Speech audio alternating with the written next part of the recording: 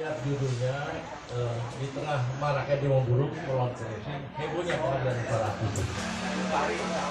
Kalau saya, karena memang saya praktis hukum dan juga saya seorang pendidik lebih, saya akan melihat kacamatanya ini persoalan dari persoalan hukum. Yang pertama, masalah ini bukan baru ada di Indonesia. Sejak mulai kita merdeka, sejak mulai terbentuknya negara Republik Indonesia, masalah ini sudah ada. Karena persoalan yang ada saat ini, seperti Bung Daeng bilang dan teman-teman lain bilang yang saya dengar tadi, ini adalah persoalan global. Persoalan global yang ditarik-tarik kepada sebuah negara yang negara pecundang. Jadi sepanjang kita global ini kita nggak ngerti strukturnya, kita kan nggak tahu bagaimana melawannya, di mana konstitusi yang harus kita lawan. Kenapa konstitusi kita bisa diacak-acak? Saya melihatnya peristiwa ini ada beberapa parameter yang melihat kejadian hari ini, bukan lihat masa lalu. Bahwa peristiwa bom, peristiwa korupsi, peristiwa perubahan Undang-Undang Dasar Amandemen Dasar 5, peristiwanya adalah kita lihat perangnya globalisasi antara Cina dan Amerika. Perang globalisasi itu kita lihat di parameternya satu, berapa peristiwa kita lihat. Yang sekarang paling hangat itu peristiwa antara Laut Cina Selatan, Rohingya, dari perang hak asasi manusia Rohingya sampai juga anti Cina rasialis. Perangnya ekonomi antara Cina dan Amerika. Bagaimana juga dengan COVID, dari mulai flu burung sampai dengan COVID-19. Itu harus jadi parameter kalau kita bicara tentang analisa untuk menggerakkan itu dari sana. Siapa mereka yang menggerakkan itu? Dan bagaimana mereka memecah satu negara untuk menguasai satu negara? Dengan mereka merubah amandemen undang-undang suatu negara. Kita membentuk satu negara dari awal adalah untuk bertugas mensejahterakan bangsa, memberi kedaulatan rakyat, memberi kemakmuran bangsa, kecerdasan bangsa. Dua tugas. Konstitusi inilah yang dilanggar. Sebetulnya kedaulatan rakyat bukannya kita lepas. Bukan kita lepas, karena banyak sarana-sarana undang-undang yang sebenarnya kita lampaui, kita lewati, gak pernah kita gunakan. Kita hanya bicara kalah menang. Tapi kita tidak mau jadi operator untuk melakukan kegiatan itu secara nyata. Oke, Bung Daeng dan kawan-kawan demo di lapangan. Tapi yang namanya lembaga konstitusi, lembaga yang ada, kita gunakan manfaatnya. Bung Fahri menggunakan konstitusi dengan lembaga MPR untuk melakukan demo itu. Teman-teman, kita pernah kita melakukan gugatan terhadap itu pengadilan. Contoh kita nggak jauh-jauh. Rahmawati sudah berjuang habis-habisan. Dia memenangkan judicial review yang menyatakan bahwa pemilu 2019 melakukan kecurangan. Bukti akhir kecurangan apa? Akhirnya ada korban, omnibus law, korupsi, peristiwa 5 km 50. Pernah kita menuntut secara hukum. Kita hanya berteriak di jalanan yang hanya menghabiskan waktu, berdarah-darah yang tidak ada manfaatnya. Kenapa kita nggak melakukan itu ke lembaga-lembaga hukum yang kita pakai? Kita melakukan perbuatan melawan hukum, kita lakukan itu. Dan saya, Mas Bintang, sudah merancang itu, tetapi teman-teman juga nggak mau. Karena memang bidang saya di bidang hukum di situ. Kita nggak pernah coba, takut kalah. Sebenarnya nggak perlu kalah seperti Bung Fahri. Kita berjalan, kalah menang urusan Tuhan di atas. Tapi pernah kita mau berbuat nggak? Hasil urusan Allah lah. Ya. Jadi hal yang rusaknya kita ini rusaknya hukum. Yang karena juga kita ikut merusak hukum. Mereka bisa merajalela di itu poligrafik karena kita tidak pernah melakukan melawan hukum. Saya pernah tes kasus Mekarta. Bagaimana paniknya Jim Riyadi saat itu. Semua panik. Cuman saat itu saya di stop oleh teman-teman. Jangan lanjutkan. Perkara ini selesai. Ya karena mereka memberi kuasa saya selesai perkara ya. Padahal saat itu sudah panik. Bagaimana dia ngajak negosiasi kita segala macam. Saya bicara, bukan persoalan duit buat saya. Kamu selesaikan kemauan masyarakat seperti apa. Tapi kita nggak tahu lobby di mana, naik di mana, cerita. Termasuk reformasi. Reformasi tahun 98. Tidak ada satu pun mengeluarkan duit. Nggak ada yang berani. Itulah bikin dialog Indonesia 1 Senayan dompet saya keluar. Pada saat takut ditangkap saat itu. Mereka, saya bilang coba dan dari situlah baru muncul yang namanya tokoh-tokoh. Ya, baru muncul. Saya udah bilang sama teman, nanti kamu dilewatin. Ya sekarang udah teman saya banyak udah nanti kamu lewat kamu. Akhirnya setelah dialog ini 1, 2, 3 betul kita dilewatkan.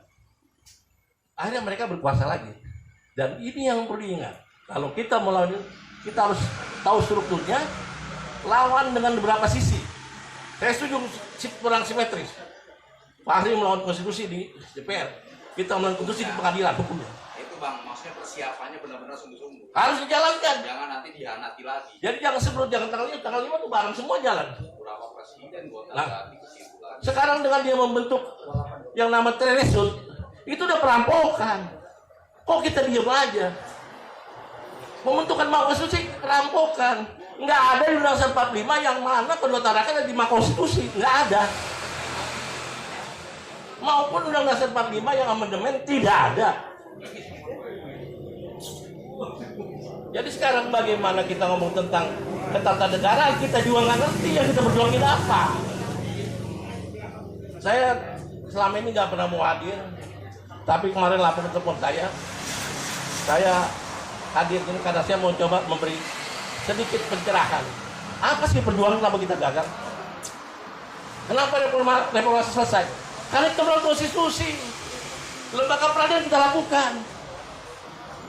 Saya kalau berjuang tidak pernah mengharapkan apapun. Boleh tanya kalau orang ngomong reformasi, semua termasuk Amir SR, berani dia bikin buku tentang reformasi, semua dan kalau modal dompetnya kantong. Nggak akan berani dia ngomong semua waktu reformasi. Dan saya salut Mas Bintang, karena dari mulai tahun itu beliau lah yang selalu konsekuen. Dan saya akan percaya pada beliau. Jangan korbankan Bintang masuk.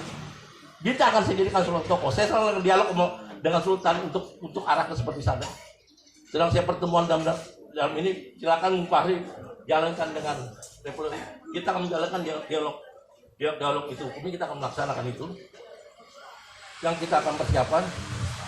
Karena kalau kita tidak strategi, tidak ada. Habis diskusi capek. Jadi sebetulnya ini kan perang global.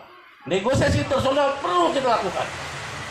Kenapa tulisan saya selalu saya ajak SBY untuk maju? Karena dialah yang penjauh internasional yang harus kita gabung. Bagaimana gabungnya Rizik, SBY, internasional yang itu baru bisa jalan. Makanya konflik demokrasi adalah kehendak Tuhan. Mainkan peran itu. Bagaimana dialog itu dibuka? Bagaimana dengan perselisihan itu peran Tuhan juga. Kita nggak lihat kacamata itu sebagai jalan pemersatuan. Cuma sebagian mau jadi raja. Kalau menjadi pimpin siapa aja bisa terserah Tuhan garis tangan. Saya dari mulai 74 aktivis. Sampai itu nggak jadi apa-apa. Cuma jadi bapak rumah tangga aja. Tapi saya tersenyum. Ya kan? Nggak merasa sakit saya. Ya kan? Tetap aja ketawa tuh. Kita ketawa. Karena bukan satu ambisi jabatan buat saya. Tapi bagaimana anak cucu saya bisa duduk dengan baik. Ya kalau saya duduk di sini, saya rugi. Dan pasti kantor hukum saya udah kantor hukum kelas elit. Kamu buka aja Google. Dan selalu fasilitasnya dikasih kerjaan yang bagus, nggak ada kerjaan regian. Tetapi kalau memang teman-teman mau berjuang, saya bilang Mas Bintang, jangan setengah. Total. Ya, saya akan mengajak bagaimana kita memainkan peranan lembaga yudisial itu kita gunakan untuk melakukan itu. Bagaimana kita merontokkan Mahkamah Konstitusi? Bagaimana kita merontokkan Mahkamah Agung? Ada salahnya udah kelihatan di mata. Kita pakai hukum masyarakat akan lihat itu. Oke, kita nggak punya media mereka punya, tapi kan punya media enkrip, medsos, ya dada. Yang lain punya, insya Allah NCS punya. Baik media itunya segala macam kita udah siap semua. Dan itu langkah perjuangan yang dilakukan oleh NCS. Dan kita tidak pernah lari perjuangan NCA, tidak pernah lari perjuangan, dan kita perjuangan tetap di sini. Kenapa kita selalu dihargai? Karena kita konsekuen. Mulai dari peristiwa Ahok, siapa yang berani bikin buku? Harusnya bukan Bunyamin yang tangkap, kita orang. Ramli, Muhtar, Gomez yang tangkap. Tangkap tak? Peristiwa Jokowi, kita hukum melawan Jokowi, yang harus tangkap Muhtar, Gomez, Ramli. Kan nggak ditangkap, tapi kita bicara sebagai intelektual. Memang yang kita salin adalah laporan pertanggungjawaban dia, usulan dia. Kita salin, dia mau bilang apa kalau dia ngomong aku salah? Ya kan? Memang perlu modal. Fotokopinya aja berapa duit? Kita duit ratusan juta juga, dan itu yang bisa kita sumbang. Saya sekarang mungkin tinggal berapa gelintir ya. Dengan adik-adik saya yang muda-muda, teman-teman Jogja, tinggal berapa gelintir ya. Yang senior tinggal saya aja di situ. Tetapi saya bilang sama adik-adik saya, kita nggak boleh mundur dengan perjuangan cara kita boleh sendiri. Makanya kita selalu tulisan kita galak. Dan saya nggak menghormati adik-adik saya. Selalu kita galak tulisan kita. Karena dasar kita ada semua. Termasuk yang saya ngomongin nanti besok keluar. Bahwa peristiwa bom Makassar maupun penyerangan di Makobrimob adalah pertarungan antara Amerika dan China. Parameter saya tulis. Semua parameternya ada. Nah itu bisa jadi dasar hukum dalam masalah konstitusi. Mau nggak kita ngelawan? Tetap. Kan nggak pernah kita melakukan itu, nggak pernah. Kita NCA tetap melakukan itu. Kita kalau melihat perkara, kita melawan Mabes Polri, melawan kejaksaan, kita lakukan terus, membela rakyat. Tapi kita nggak pernah menjawab di mana. Yang namanya buat proyek takkan gugatan terus, dan itu yang baru kita bisa lakukan. Karena kita nggak pernah banyak bersuara. Jadi intinya bahwa yang namanya tadi episode tadi, kerusakan hukum kita yang menyebabkan kita yang merusak hukum kita sendiri. Padahal rumahnya disiapkan, aturan hukumnya disiapkan, kita nggak mau melakukan, kita anggap itu salah. Kenapa? Kita berambisi menjadi seorang pemimpin. Hilangkan ambisi seorang pemimpin, pemimpin akan lahir sendiri. Kata Al-Quran bilang akan kulahirkan satu kaum seorang pemimpin. Pemimpin lahir dari rakyat. Akan lahir sendiri. Ya. Jadi dulu saya berharap jadi, tapi rupanya bukan ditunjuk oleh Allah menjadi seorang pemimpin. Mungkin daeng. Buktinya sekarang demonya udah jadi viral terus kan? Bisa daeng jadi pemimpin kita nggak tahu. Ya kayak Lewat Desa kita nggak tahu. Kursinya tinggi tuh, Pak. Pemimpin buruh dia, Bang. Iya, makanya saya lihat tuh saya terdukung. Kita nih karena nggak bisa lari aja deh. Tapi udah lihat semua kan. Kalau semangat sih masih ada. Saya rasa bahwa maraknya dia mau bunuh si hebohnya pengadilan karena rusaknya struktur hukum kita yang bikin rusak struktur hukum. Itu wassalamualaikum warahmatullahi wabarakatuh. Terima kasih Bang Evan atas pemaparannya. Kata kuncinya total Bang ya, total ya. Berarti kata kuncinya kita dapat nih Bang dari statement Abang. Ada pepatah mengatakan ikan busuk dimulai dari kepalanya. Ini yang kita tangkap dari kalimat fenomenal yang diberikan oleh Bang Evan. Tidak ada anak buah yang salah. Yang ada hanya pimpinan yang salah. Begitulah kebusukan negara ini. Negara ini menjadi busuk, negara ini menjadi rampok, negara ini menjadi sarang bagi koruptor. Itu karena apa? Karena pemimpinnya nggak becus. Itu dia teman-teman. Mungkin masih ada lagi teman-teman yang mau bertanya atau yang mau memaparkan. Oke. Satu dulu, saya tadi. Orang kelihatan bilang bahwa rusaknya itu, ya kan, pemimpinnya rusak. Dari mulai reformasi pemimpin itu rusak. Ada penyakitnya. Bagaimana dia mempertahankan kekuasaan supaya penyakitnya kesembuh? Kenapa dia kasih anaknya, cucunya, saudaranya, mereka kan gitu. Ini yang kita mainkan. Dan SBY tidak akan diam dan dia tidak akan percaya dengan Jokowi dengan penolakan itu saja. Cuman bagaimana kita merekrutnya dia, mengajak dia aja, ada caranya ilmunya. Oh ya udah. Ya kan itu kan teman-teman politik, teman aktivis tahu cara pendekatannya. Ya kan? Ibarat kita meramu masakan, bagian diaduknya kan. Pendekatan itulah yang nama kalau saya kena ada mungkin personal opportunity seperti apa. personal itu yang harus kita lakukan kepada SBY bisa dilakukan oleh Bung Dai, bisa dengan apa burunya, ya kan gini. Nah juga Megawati juga nggak tenang tidurnya, ya kan? Kebakar pantatnya semua itu dibakar. Kalau kasih pantatnya dibakar. Panas ya. Dan bagaimana kita Medan Rabu itu menjadi mereka beradu. Kalau kata orang Medan dia berantem itu dia segala macam. Nah, tinggal sekarang saya yakin teman-teman lebih jeli, lebih paham daripada saya. Saya kan orang lama. Cara pendekatannya mungkin ada asal yang muda lebih cerah bagian pendekatannya. Saya lihat di mana teman-teman juga yang di Prodem juga ada udah ikut di partai-partai. Coba mainkan peran aja. Di dalam tubuh itu dimainkan dengan baik, menjadikan dia satu itu, dan itu dia cuma lihat bagaimana ngajak dia. Kalau perlu AHY jadi tokoh. Mantap. Kayak saya sekarang berunding dengan Sultan. Saya mau jadikan dia tokoh. Nanti beradu ketemu SBY, ketemu Riga saya tuntut segala macam. Bersama Mas Bintang dia akan ceramah posisi pada. Sama juga saya kelilingin Amir Rais Indonesia waktu itu.